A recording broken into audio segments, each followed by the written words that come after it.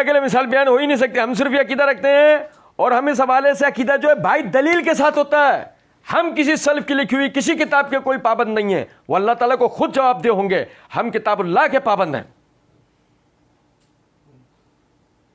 ہم کہتے کتاب اللہ کے پابند ہو, ہاں, ذالک الکتاب لا ریب فیہ کے معنی کرو. پوری مرزائی ذریت کو ہمارا چیلنج ہے. یہ آج ہمارا 59واں سوال ہے. پوری امت مرزائیہ جہلمیہ اکیڈمیہ,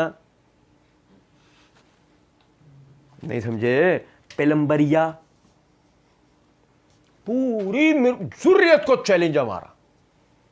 مشرق سے لے کے مغرب تک جہاں یہ ہوں, جو اگر کبھی نکل گئے ہوں, کس کی طرح, کورونا وائرس کی طرح, جیسے وہ وائرس دنیا میں پھیلا, اگر یہ جہلمی وائرس بھی نکل کے جہاں بھی گیا ہو, پوری ذریت مرزائیت کو بشمول بابا جی, کون ہے بابا جی؟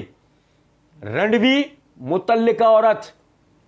او بھائی کس کی بات کر رہا ہوں میں؟ جہلمی رادھا مرزا صاحب, سنو ذرا توجہ سے بات. پوری مرزائی ذریت کو بشمول اس بابا جی ہمارا چیلنج ہے. مرزا جی نے کہا نا ہم کتاب اللہ کا پابند ہیں. جو کتاب اللہ میں کہتا ہے ذالک الکتاب لا ریب فیہ کا معنی وہ کر کے دیں جو مرزا جی یعنی ہمارے سامنے وہ معنی کریں. پہلی آیت کہ الف لام میم ذالک الکتاب لا ریب فیہ کا وہ معنی جس میں کوئی احتمال نہ رہے, جس میں شک کی کوئی گنجائش.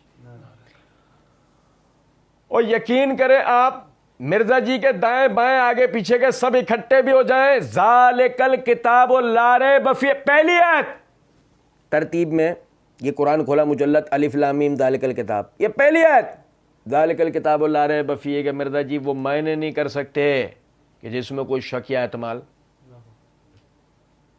نہیں. سمجھو, مرزا جی نے کہا کیا ہے, ہم سلف کی لکھی ہوئی کسی کتاب کے کوئی پابند نہیں ہے. جب مرزا جی اس کے معنی ہمارے سامنے کریں گے نا, اللہ کی قسم سلف نے جو معنی کیے اس کے علاوہ مرزا جی کوئی معنی مر جائیں گے نہیں کر سکتے. مرزا جی سلف کو چھوڑ کے اگر کتاب اللہ کے پابند ہیں, سلف کو چھوڑ کے اس کے وہ معنی کر ہی نہیں سکتے. اس کے کیا پورے قرآن کے, میں تو پہلی آیت سے شروع کر رہا ہوں. کس سے شروع کر رہا ہوں؟ پہلی, مرزا جی کی ترتیب کے حساب سے ذالک الکتاب لا ریب فیہ ہے. اس کے معنی وہ کر دیں کہ جس میں کوئی احتمال نہ ہو, سلف کو چھوڑ کے. جو اگر آپ سلف کو لے کر اس کے معنی کریں ہم آپ کے ساتھ ہیں. لیکن ہم یہی کہیں گے مرزا جی آئے کدھر, کہاں پہنچے, نہیں سمجھے؟ دھوبی کا کتا گھر کا, مرزا جی اچھے والے ہیں. اگر مرزا جی یہ معنی کر جائیں سلف والے تو گھاٹ کے تو بچیں گے, گھر کے تو رہے ہی نہیں ہیں, گھاٹ کے ضرور بچیں گے. اور جو کہا نا کہ عقیدہ دلیل کے ساتھ ہوتا ہے, آپ دیکھ رہے ہیں کہ صحیح بخاری کے حوالے سے مرزا جی نے جو دلیل پڑھ کے سنائی ہے نا, اس کی اصل حقیقت کیا تھی.